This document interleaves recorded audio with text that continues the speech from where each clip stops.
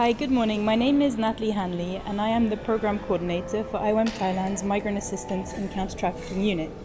We're here today at a regional workshop on strengthening protection for unaccompanied migrant children with participation from government, civil society and UN partners from Cambodia, the Lao People's Democratic Republic, Malaysia, Myanmar, Thailand and Vietnam.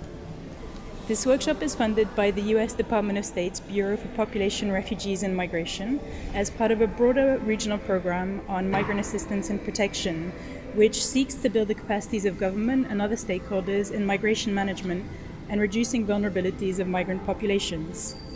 The aim of this workshop is to encourage dialogue and cooperation in strengthening protection for unaccompanied and separated migrant children, noting that child migration is a growing phenomenon in today's global and mixed migration flows, and that unaccompanied and separated migrant children are amongst the most vulnerable of all children on the move. Have you ever wondered why is it important for us to protect undocumented migrant children? Now, I'm sure you have been to countries where you don't speak the language and you don't know anyone, you don't know the place, the signboards are written in languages you don't understand. Now, how does it feel to be in a country like that? So most of the time we'll probably be a little bit nervous, but we'll still be doing okay because we still have money, we still have our passport to justify why we're being there. But imagine if all those things are taken away from you. You lose your cash, you don't have your passport.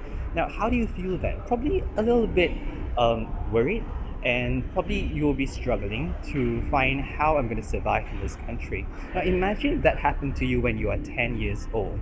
And imagine that you don't have anywhere else to go, because most of the time, if that happens to us, we still know that we have a country to call our home, and we know that somehow we can contact our embassy and we can go back.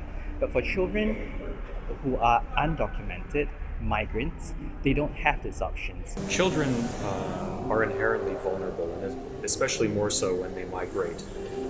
According to UNICEF, 300,000 children crossed the borders of 80 countries in 2016. And for children who migrate alone, they are particularly vulnerable to things like physical and psychological abuse, sexual exploitation, trafficking, and various other forms of abuse and exploitation.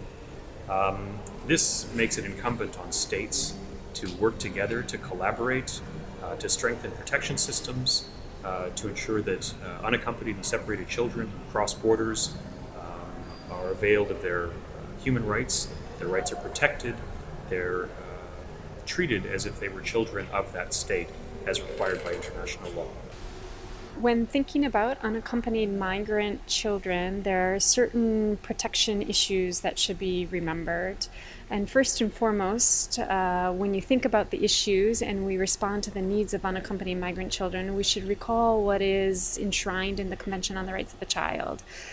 And the Convention on the Rights of the Child is really the foundation to our child protection approach, because migrant children are really children first.